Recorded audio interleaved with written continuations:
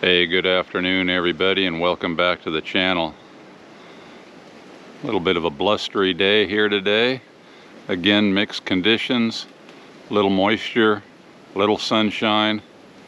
Everything's looking good. And we've got a new battery to show you today.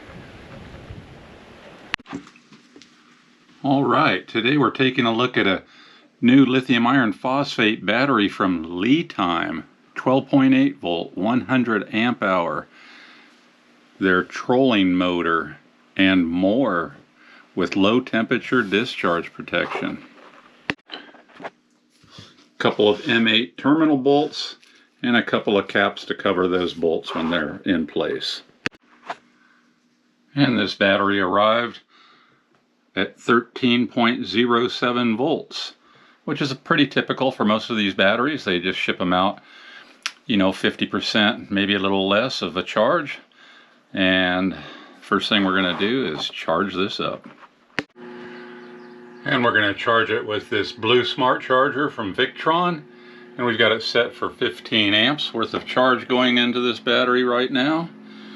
And as you can see, it's in the bulk charge phase. So this will take a little while, but we're going to charge it up. And when it's fully charged, we'll be back. And while it's charging, I'll go over a few other things that it came with you guys. It came with some of these stickers. Came with this little brochure, which just covers the products, various products, battery certificates, various applications you may want to use, customer delivery and service, and at the very end that little guy says, "I always respond within 24 hours." That's great. And one other thing I'm going to mention is, for those of you out in the islands, LiTime ships to the islands here, so that is a huge plus for us out here. And then it came with a little service card, warranty card. It's got a 5-year warranty. You just want to put your start date and your order ID up there, and you're good to go, covered for 5 years. And then it comes with a pretty nice product manual as well. And just to run over some of the parameters it shows you here, they are prismatic cells in here. And the nominal voltage, of course, 12.8 volts, rated capacity 100 amp hours, 1280 watt hours. So this is a typical size battery for 12 volt 100 amp hours. All of these specifications are the same as any other battery. Cycle life 4,000 times. That's at 100% depth of discharge. Of course, if you're using it less than that, you're going to increase that by quite a bit. The 100 amp BMS on board, and recommended charge current 20 amps or the 0.2 C rate, and we're just charging it a little under than that right now at 15 amps. I could bump it up to 30 amps on that charger, but we'll just let it run at 15 amps for its initial time. Just go kind of nice and a little under that 2C rate, but that's fine. 15 amps will get it full. Just take a little bit longer. Max continuous charge 100 amps. Max continuous discharge 100. Max discharge current for 5 seconds 300 amps. Okay, so that's where we're getting into the difference of having a trolling motor edition. It's going to be able to, kickstart a motor, because that's incredible. 300 amps max discharge for 5 seconds. Max continuous output power 1280 watts, of course. This thing, max thrust power 70 pounds, and IP65, so it's got a nice water tight compartment, so this would be good for dropping into the boats, which again, that's what they're advertising it as, trolling motor, so that's going to be a boat. Okay, so that's kind of the basics. And LiTime's been around quite a while now. We've all become accustomed to LiTime. They were formerly known as Ampere Time, and they successfully rebranded to LiTime, and now most of us are getting LiTime batteries. And of course the old Ampere Times are still working well in production too, so they have that history as well. And we've really come to trust this brand. They're really great, and I've heard no problems for those of you that are telling me you're running these. So they've really made a good name for themselves, and they're really easy to work with. It really is nice to work with companies who customer satisfaction is their top priority, and I can say that LiTime is like that. And that's just refreshing anymore, isn't it? And all of those cards and brochures and owner's manual and warranty card that I showed you fit into a nice Ziploc case. Okay, I just had an uh-oh moment. So this is day 2, and I was just finishing up the charge on this battery here, and I decided last night to go ahead and just not let it run while I left the shop here, so I could just watch everything during its initial charge. And that's what I did, and it was up to about 13.62 or so, and doing absolutely fine when I shut everything down last night, so I could come up here and catch the finishing charge on camera. So I came up here this morning and fired the system back up, the charger. You know, I'd unplugged the charger and just let the battery sit there, and doing just fine. Went right up to, I was watching the app, and I actually just moved my tablet here in front of here on the Blue Smart charger display, so we could watch it when it went from bulk to absorption, and it went up right up to 14.23 and clicked over into absorption, and then I had a bunch of problems.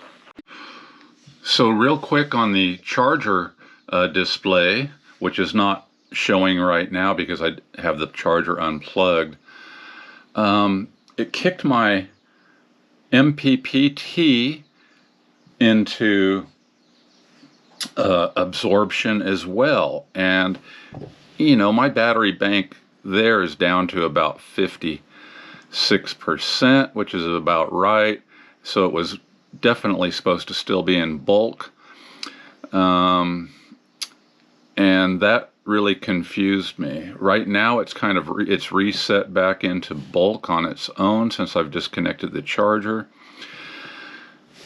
Okay, and then while I was still on that charger display, and I was just getting ready to start filming that to show you how beautifully everything was working, I caught a 16.1 volt spike, and now that I don't have any charge coming in there, you can see this battery's down to 12.87. I just hooked up the multimeter here, and that can't be right. I mean, so what did I have? A BMS trip on the going from bulk to absorption? Because I'll show you, I'll disconnect this battery now, but there it is, still tied up to the charger but not charging. Of course, I've got it unplugged, but that should be, you know, reading higher than 12.87 for sure. So let's disconnect that battery, try and troubleshoot this thing. Okay, the battery is disconnected. So now what I'm going to do is I'm going to plug that charger back in so I can show you guys. Because with it plugged in, I should be able to get it back up here and show you what happened.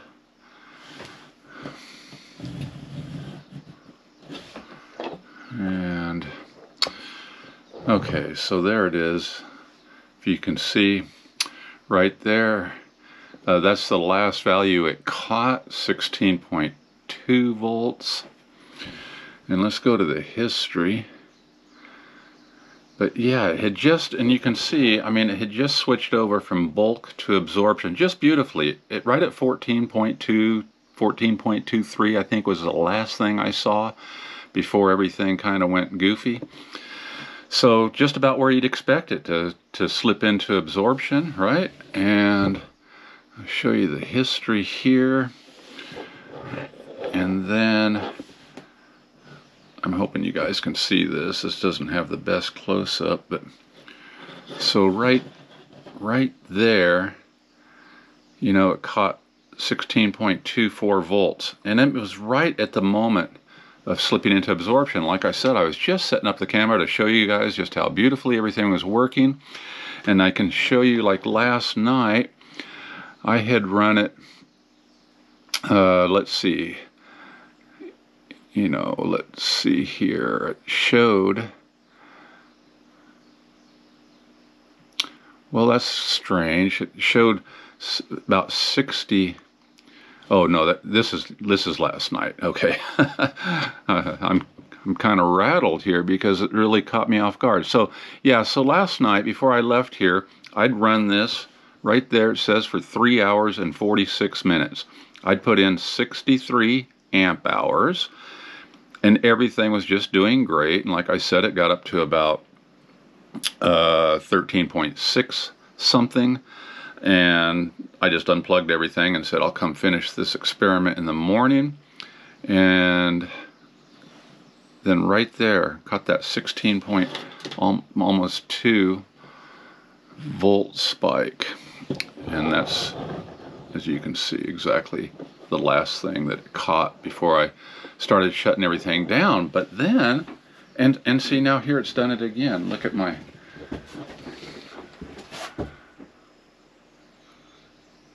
the MPPT has slipped back into absorption as well, and there's no way that should be going into absorption right now. Okay, so go to that real quick.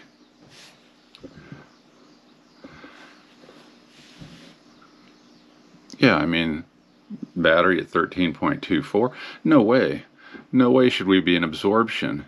So what happened? It must be in my, I thought maybe the network was confused, but everything was working just so beautifully. There's no way that's in absorption. I'm a long way from being to absorption voltage. As you can see, it just clicked over. Okay, now what? Okay, so I'm looking back at the MPPT, and it just keeps flicking back and forth from bulk to absorption. It should not be in absorption. Got 360 some watts coming in off that 400 watt array right now. The sun's, you know, peeking in and out pretty nicely today, and I've just been sitting here for the past few minutes and watching the controller and on the app, and it just keeps going back and forth. I was hoping maybe I'd catch it, but every couple of minutes it kicks back into bulk. So what I'm going to do is I'm going to shut everything down. I'm going to shut the panels off.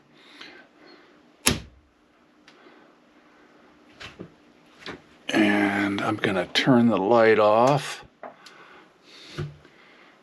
turn the inverter off, and start over and see what I can get. And I'm thinking I'm going to try to jump start that battery to see if we can't get that BMS to reset. I have no idea what happened here. Okay, let's turn these back on.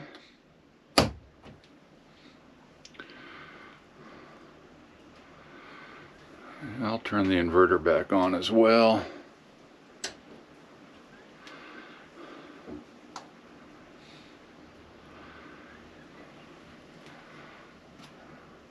In bulk right now. See if it can hold that. And oh shoot, before I could even sit down all the way. Are you kidding me? Back into absorption. So why in the world, if I caught a spike here, why would that affect my entire blue wall?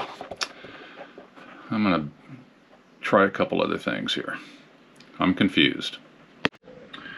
Okay, I just disconnected and reconnected the battery bank, and everything looks good there. Let's flick this back on. See if it reset.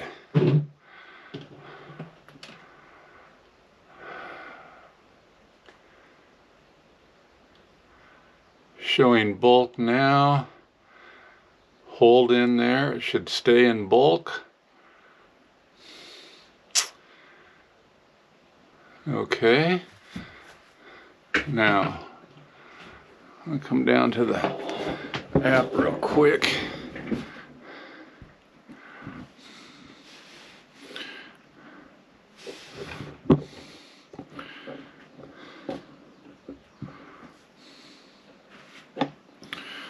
Okay, still holding in bulk as it should.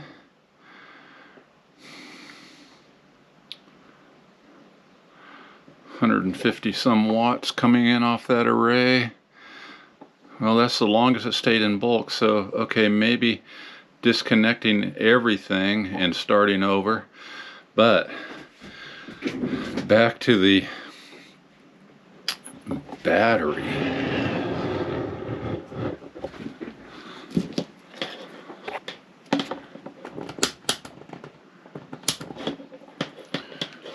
Let's see here what we can get here.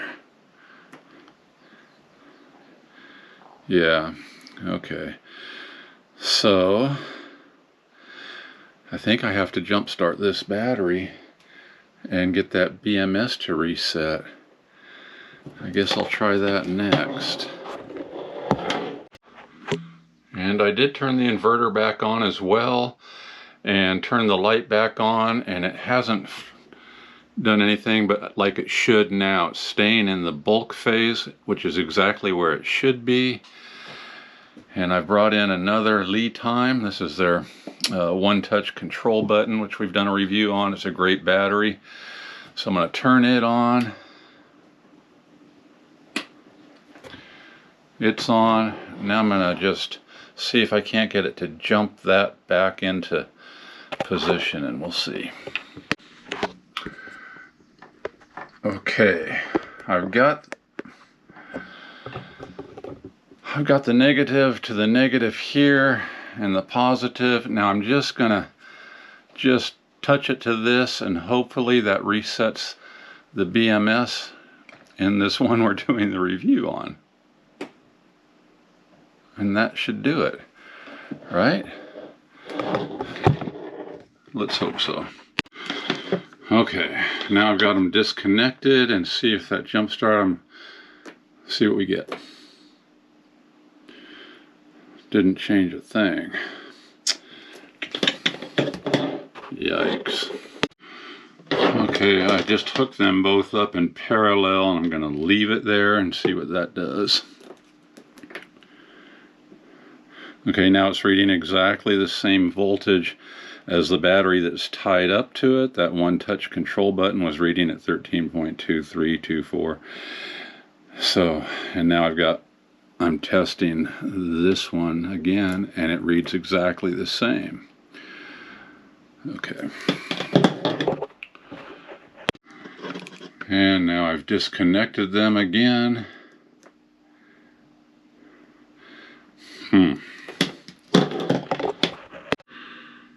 And the charge controller has now stayed on bulk this whole time, so it's stopped reverting back and forth between bulk and absorption. As you can see right there, everything's looking good on the system now. I just got to figure out that battery. Okay, I wonder, what if I turn that charger back on and just try and jump start it with that? I think I will. Okay, I'll just see if I can't tap those on there.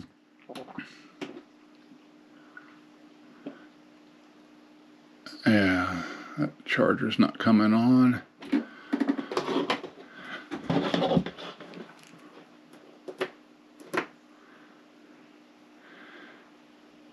Oh, I saw 12.3 there for a minute. No. I'll be darned. Okay, I hooked up this little inverter here. It did turn on, so I think that's a good sign. Let's try and draw it down a little bit and see if that doesn't help. And just with the inverter on, let's see if we can get a different value than that 12.86. Okay, 12.71. Okay, we've got movement. I'm going to draw it down even further. I'll plug something in and see if we can't get this thing back up.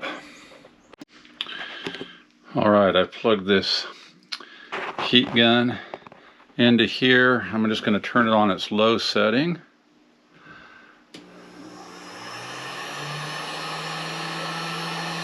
Okay, it's working. Good. And let's see what I get with the multimeter. Make sure I'm drawing it down.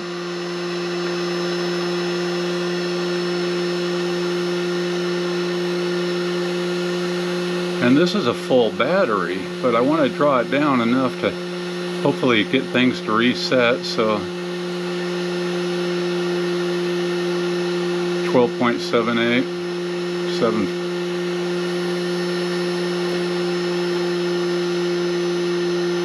Yeah. Okay. So maybe things are reset. Let's see. And let's just check it real quick now that I've turned the heat gun off before I try and maybe put that charger back on it and see what we got here. Okay, starting to act kind of normal, right? 13.19, finally got it to budge off of what it was by drawing it down just for a couple of moments with that heat gun. 13.2. So let me put that charger back on it and see what happens.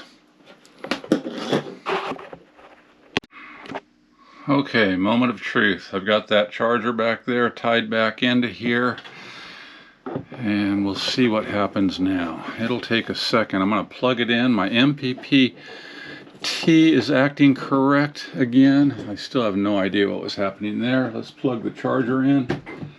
Got the light flicker. Oh, it's running.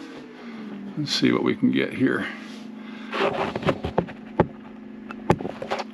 Okay, battery voltage 13.4, still showing in the bulk charge.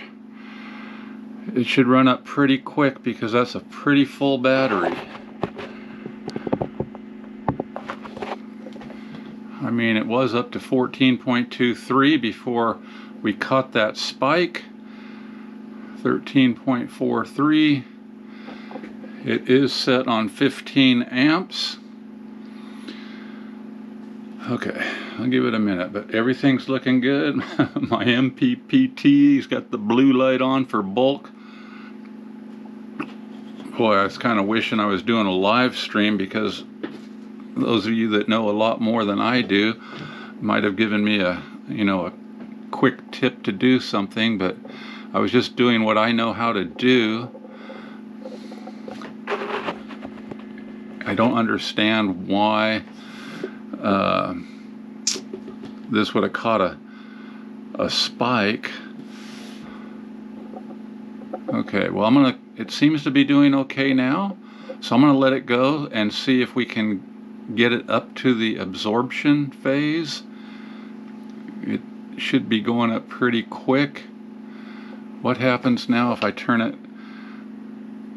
up to 30 amps? I wonder what would happen there, how we could boost that up faster. It should do that, right? I mean, should be able to do that. So let's go back in here and try that just to see what it does. 13.47. Let's kick it up to 30 amps right here.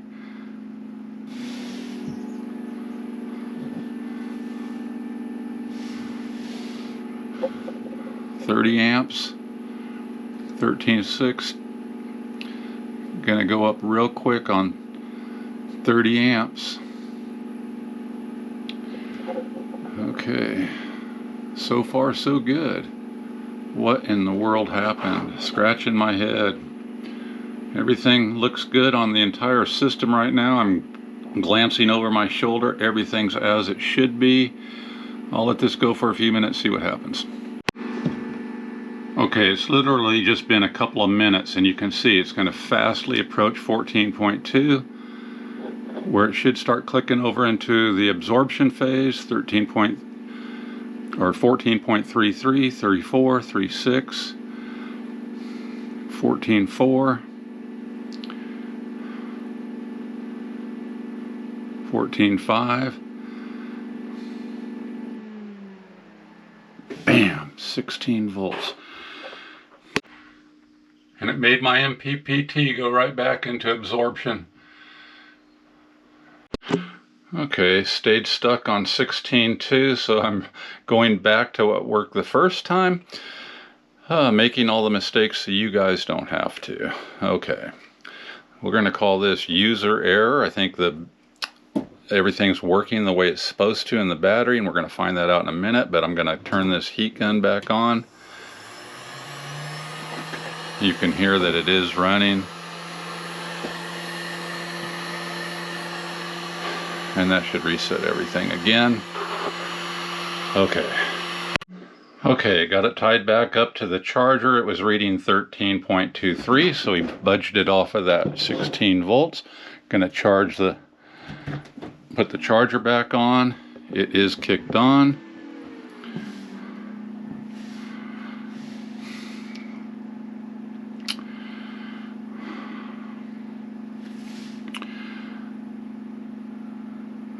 .41. Let's kick it up to 30 amps.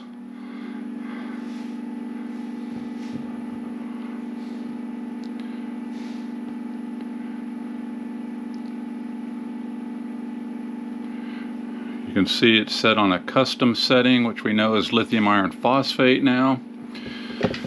Okay, I'll be back when we're heading into absorption. Thanks for bearing with me on this, you guys. Okay, my charge controller's acting correctly. There, we just hit 14.2. Why is it still going up? Should be kicking over. Come on. We're on lithium iron phosphate. Keeps going up.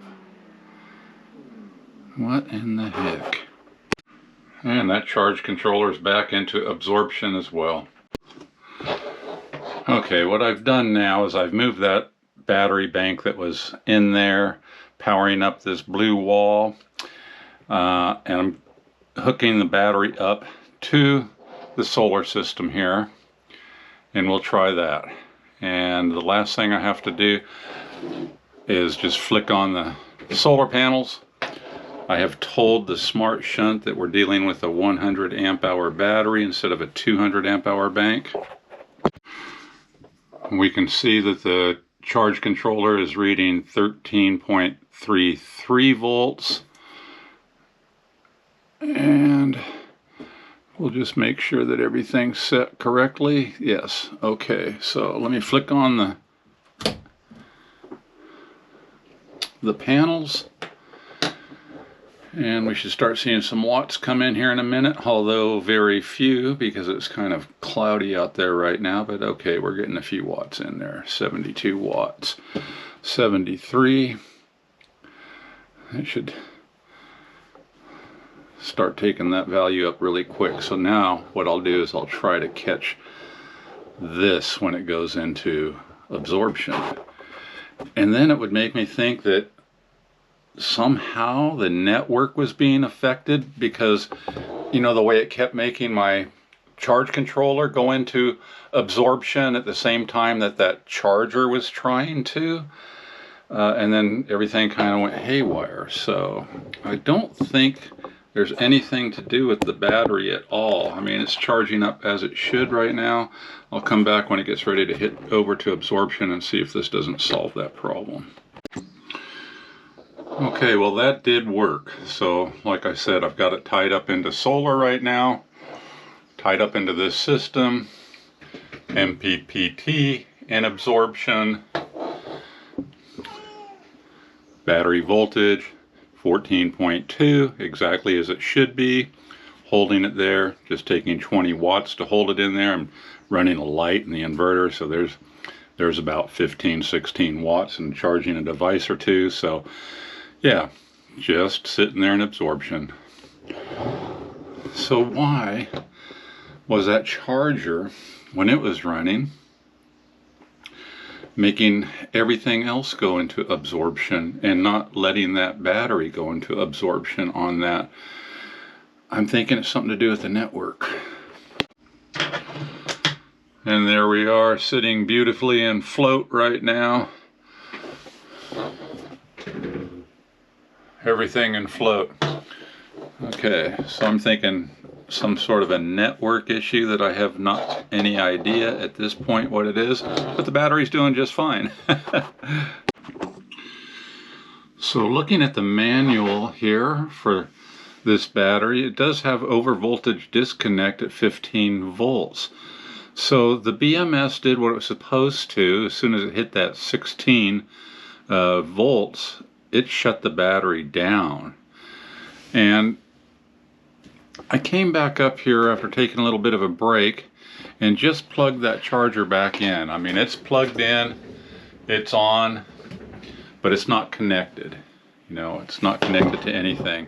Still showing float, and I think what's happened is because I had everything tied into the network, which was 200 amp hours worth of different batteries in there, charging off the solar, and then I had this tied up to the charger, and the charger part of the same network, that was the problem. I believe that was the problem. So I think in order to make that charger work independently and not be part of the system, now if I was tied up with the charger to the bank, I think it would be okay that it's all on the same network. But I believe now, and I'm going to test that theory, that because I have it tied into the network, as I can see right here, you know, it's showing, you know, that it's in float, which it is, and has been for the past couple of hours. So I'm going to take it off the network. Let's see if I can do that here. Okay, so now I've got it to where I can leave the network with the charger. Let's leave the network.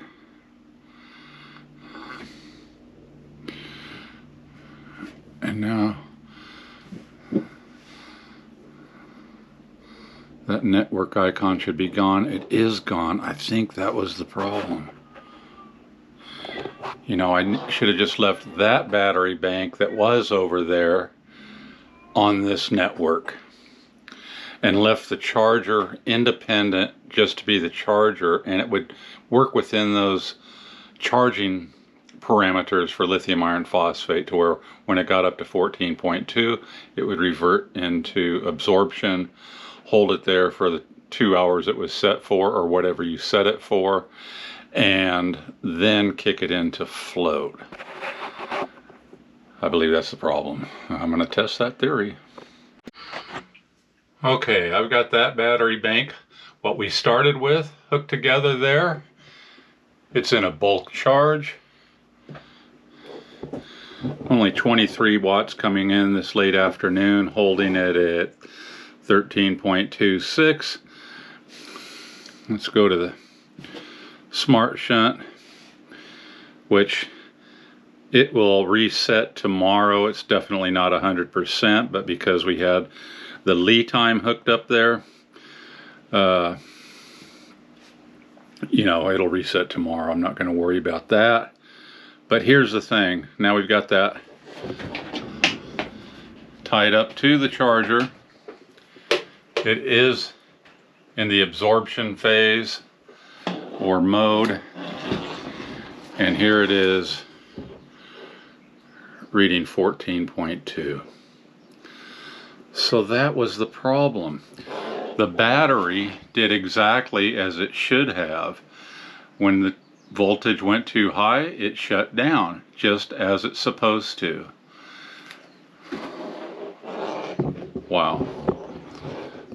I would have never known. I thought I could network it all together, but since I already had an existing battery bank going into this system, when I tried to have this join the network, it did not distinguish, of course, between this battery and the battery bank running the system. So LiTime did exactly as it should have in this set of circumstances, and it's working perfectly right now, just sitting there 14.2. And even though the charger's plugged in, there's no current coming in, because why? The battery is at 14.2, and we'll just put the multimeter on it here just to verify that that's where this battery is. And I'm getting 14.16 on the multimeter, as you can see. So that's why it's not letting in. So to further test this theory that it was trying to put the charger into an existing network with an auxiliary battery, being the LiTime here, I'm going to discharge this a little bit real quick, and then I'll plug the charger back in, and I'll bet we'll see some current going in there to take it right back up into the absorption phase. So we'll draw it down just enough to where I can make sure that that theory holds true. I'm pretty convinced now that it does, after racking my brain of what in the world could have been the problem. So I'm going to let this go a few minutes, and I'll be back, plug that charger back in, and watch the charger take it into absorption phase without any spike at all. Alright, I drew it down just enough to where it'll have to charge for a minute. So here we go.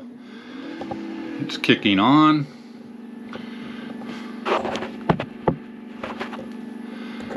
Yeah. Now this won't take long. I've got 30 amps going into it. It's going to push up very, very quickly because, like I said, I only let that heat gun on the low setting go down just for a minute or so, just to kick it out of that absorption voltage.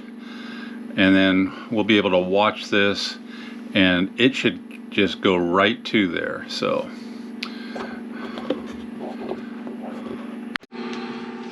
okay, this is the moment of truth. Approaching 14.2. There's 14.22, and there, it just idled down. Switched over to absorption mode, as you could see. Now instead of 30 amps, I didn't touch it. It's dropped it down to 12 amps, 11 amps, and keeps going down. It'll drop it down to as low as it needs to go just to hold it at 14.2.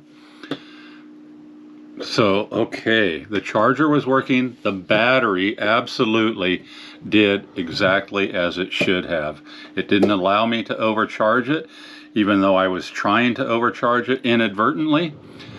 And although I planned on doing a different kind of a review on this, the way that the test went today, I thought it was worthy of showing you guys. And there it is, 5.4 amps going through that charger right now. The charger light is in absorption. This is in absorption. And the other battery bank is in bulk, as it should be. So through a mistake that I was making that I did not know, was I had to take the charger out of the network. It wasn't working like that. So perfect, good old LiTime. A good BMS in there doing exactly as it should to protect that battery, and now everything is absolutely fine. 14.2, and it's idled down. Even though it's set on 30 amps, it's idling down 3.5 amps. That'll keep going down, 3.4, and it'll just do a little trickle charge and hold it at that 14.2 for as long as I've got it programmed. But that's the way it is. Wow. Yeah, that was worthy of showing you guys all the problems I encountered, and the fact that even if you do have a problem somewhere in your system, the protection built into these batteries is going to save you. Wonderful. Yeah, 2.8 amps now, holding it 14.2, rock steady. And absorption! Wow. long way of getting there. And like I said, I'm going to take this on a road test, and we're going to try some of that higher discharge and some things that a friend of mine has equipment to do that with. So we'll come back and do all of that as well. This has been a long enough video. I thought it was worthy just to go ahead and show all of you guys how that came about. And now it's zero amps to hold it at 14.2, and if that settles down a little bit, that charger will open back up. Everything working perfectly. Oh my goodness. So the only thing I can think of is why trying to do 3 different batteries all in the same network. You know, once this one got up to where it was, that other one, you know, I don't know exactly what happened to make the other one think it was going to absorption as well. This one never did click into the absorption, and it made the other battery bank get confused. So yeah, so if any of you guys try anything like this, make sure if you're charging a separate battery than your battery bank that's tied into your system on your network, disconnect that charger from the network, and it works perfectly. So yeah, thanks to LiTime for sending this battery out, and we're going to show you guys more on this one because they are great batteries. Hey, thanks as always for tuning in, everybody, and I hope you got something out of this video. I sure did. Aloha. Oh mercy, that was a brutal day. You just never know sometimes how things are gonna turn out. Perseverance